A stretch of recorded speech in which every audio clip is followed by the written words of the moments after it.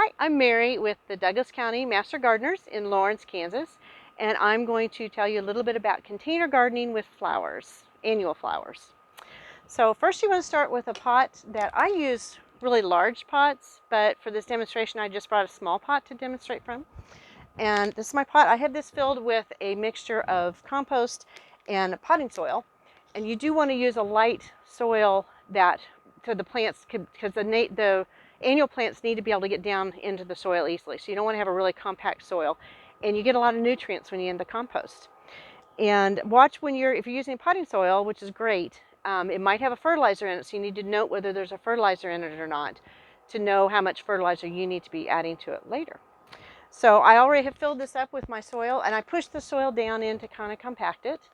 And I make sure that there's drain holes on the bottom of your pot because there's nothing worse than having gorgeous flowers and then drowning them. So I have soil packed in here. I've pushed it down so it's ready. And so now you're ready to put in your flowers. There's three types of flowers that you put in. You have spillers, which are flowers that will fall along the side of your container. So these are some of the spillers that I brought, and this will jangle down on this way to give it a little contrast. Then you have fillers, which are flowers that will get rather large and fill your pot with pretty flowers. And this lantana will be one of my fillers today. And then you have thrillers. And thrillers are something, it's subjective. So I might call something a thriller and someone else might not. But today I'm calling this a thriller. This is a salvia, and it's a new version. I think it's called Hot Lips, and I just think it's really fun looking. And because I think it's fun, it's going to draw attention, and people are going to say, wow, what's that flower? It becomes a thriller. This can also be a thriller. This is just I call them spiky dudes, but they're spikes. And they just kind of add a little interest, a little contrast in the texture in your pots. So to plant your pots I start in the center or towards the back on one side. And you want to figure out which one's going to be the tallest plant that's going to go in your pot. And you want to put that in first. So this I think is going to be the tallest. This looks like it's going to be about 30 inches tall. And I keep my tags and I stick them in the side of the pot all together and hide them behind a plant so that later when I want to know, wow, that plant looks really cool, what the name of it is, because you often do forget. So I'm going to plant this one in here. And you see there's roots coming out the bottom. So I just tear those off. It's not going to hurt it. And then I'm squeezing the pot to get it out. And I'm gripping around the trunk of the plant. And I'm pulling it out. So it comes right out. And then save these because these are handy to have for other things. You can see this is very root bound. So I get really aggressive with these. And I just kind of rip into them. Rip those roots out of there. Rip them on the bottom. Because if you don't, the roots will continue to just grow around and around and around. And it won't be a very good plant. It won't grow very well for you. So I'm ripping those roots out. And then I'm going to make a deep hole. And I'm going to kind of do this in offset. I think it's going to go against a wall. So you want the soil level on the plant here is about where you want your soil level in the pot. So you're going to put it in. And then I'm going to scoop some soil over it. So I made a hole for it. I rip the roots apart, stick it in there, and kind of red them apart. And then I'm putting soil up to the level of where it was when the pot that I bought it in. You don't want to go too much deeper because some plants don't like that. They don't want to get that deep. So you assume that they've grown to about where the depth they want to be. All right, so now I have one of my full ones here. And here's another one that's going to get fairly big. And again, this pot is fairly small. I typically probably would not plant this much in this smaller pot. I'm going to actually take this home and transplant it into a much larger pot, but I couldn't carry that to get here. So this is a lantana, and there's lots of different lantanas, and be careful when you buy lantana. Some of them get to be about 20 inches, some of them will get to be 2 foot, some of them will be 4 foot. And I love the 4 foot ones, but you got to have a big container for them because they will take over the pot. But they're gorgeous all summer long, and hummingbirds love them. So I'm going to plant this in here, and this is going to go in the center next to this other pot, the other plant. And I'm gripping in the bottom. There's some roots on the bottom, pulling those off. And I'm squeezing the pot around the sides and pull it out. This one is not quite as root bound, but I'm still going to pull those roots out a little bit. And I'm doing it over the pot because I want all that good soil to go back down into my pot. And there's sometimes fertilizer in it too. So I'm going to put this in. And I made a big hole, smashed it down, and then I'm bringing soil into it up to the level where it was in the pot. All right, so now I have a filler, which is the lantana. I have a thriller, which is the hot lips. And I'm going to add a spiller. Let's see, I'm looking at my colors too. I have a white and a red, and this has some red and orange and pinks. So I'm thinking I need, and a little yellow in there. Let's do some white. So I have Bacopa here, and I'm going to stick my tag here. So I have it. Oh, there's my lantana tag. So I'm going to hide these back on the back side. So you really don't see them because they're not very attractive, but yet you can still pull them out and look when you have a really successful pot to know what you did. And this is Bacopa, and this goes in the outside because it's going to dangle right down on the side here. And so I'm going to add this one in. And I'm running out of space because this is a smaller pot. Bacopa's pretty handy though. You can kind of do whatever you want with it. It'll generally come back. All right, so I have that, and this will grow out this way. The lantana is going to fill out this way. This is going to come up a little further and have these fun white and red flowers. And then I'm going to add one more here. This is also a spiller, and I call this Million Bells. It's the mini petunias, and they come in lots of different colors. So think about your colors you want to have. I'm going to add this yellow one in, and I'm thinking this white's going to drape over here. So I'm going to add this one over here so that I have it coming down on two different sides. I'm going to squeeze it. Not many roots on that, so really don't need, it's going to break itself up as I put it in.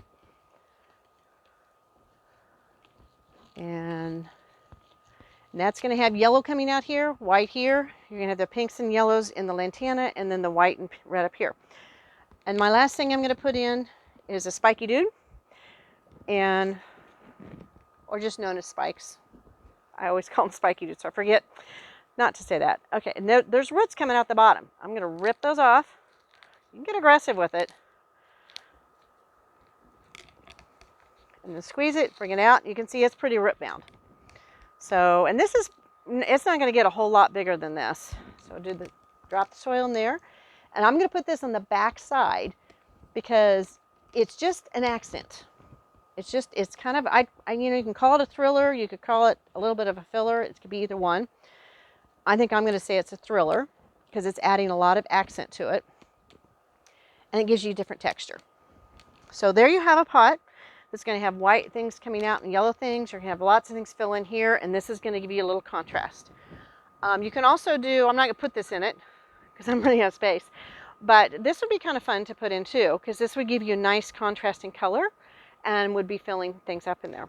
So it would be a filler, but it might be a thriller if you decide you like this. It's kind of fun for you. Let's see. There's some fun salvia. Salvia is a really good one. Lantana is a great one to fill in. Mini petunias, Bacopa, creeping jenny. Vinca vine is a great spiller to come out too, but it will end up in your garden. So and actually that kind of a good thing. You just dig them up there instead of buying them and put them in a pot next year. Snapdragons are also really fun to add into pots. So one thing when you go shopping for flowers to put into a pot, think about where you're putting your pot. Is it going in the shade? Is it going in the sun? Is it getting part? When is the sun? When is it getting sun? In the morning? In the afternoon? You need to make sure that you buy plants, your annual flowers, that all have the same requirements.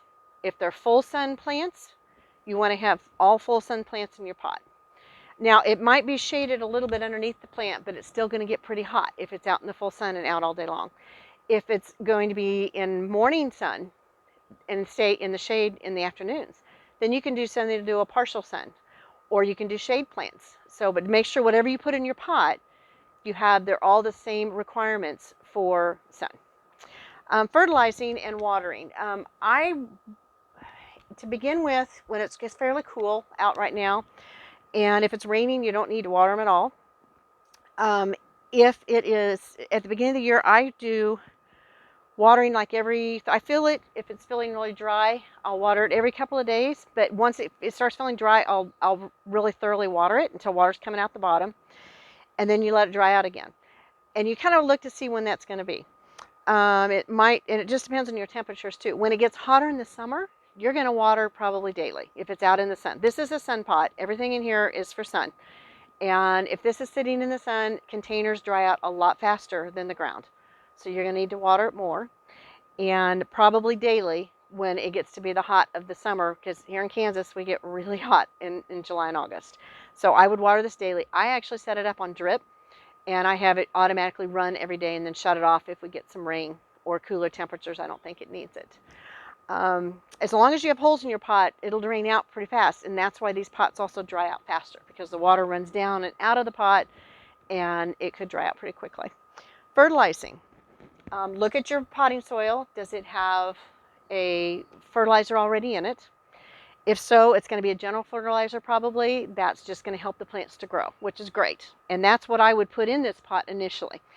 I usually sprinkle some fertilizer in there and mix it in with the soil, and I use just a general fertilizer to begin with. It's just for all, you'll see that there's lots of them out there, but it's all for all plants or even vegetables. So you want to just use a general one initially.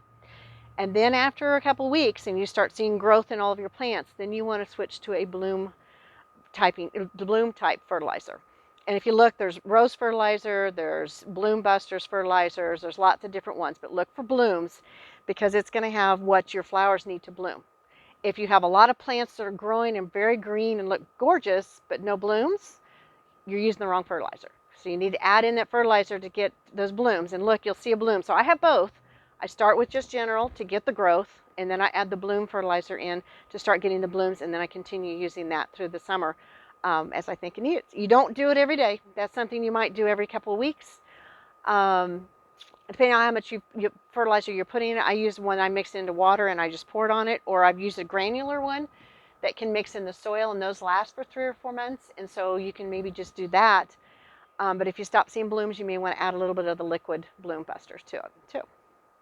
All right, any questions? Yep.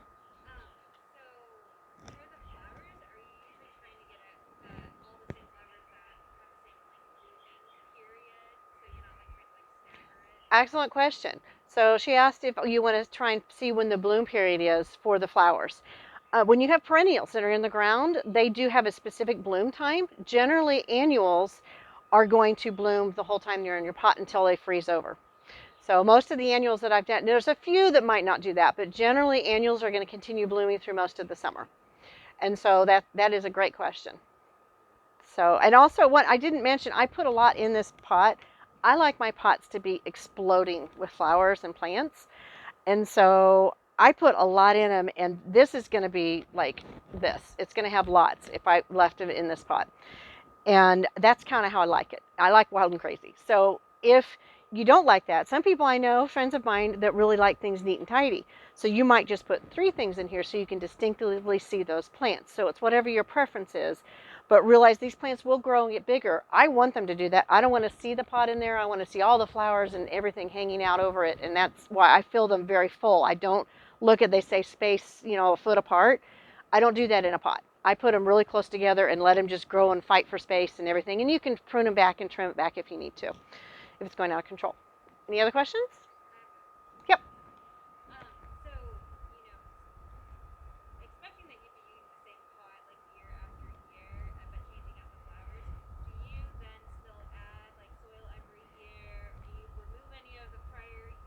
Excellent question. I live out on 5 acres, and so I actually leave everything in my pots through the winter. And they don't look that nice, but I like to help the birds to give them some places to hide and things. So I leave all there, and I also think that the plant roots that are in my pots are kind of rotting in there and creating their own little compost.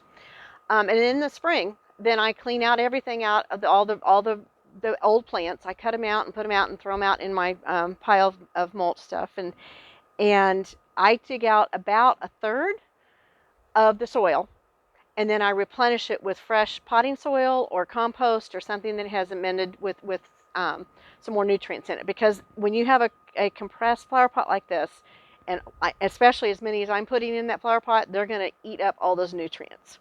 So all the nutrients will be gone in most of that soil. Now towards the bottom, you'll still have it, and they're not going to go that far into the bottom of the pot. So I leave the bottom half or the bottom 2/3 of the soil, depending on how it looks when I pull it out and how much was in the pot. Great question. Anything else? All right, thank you.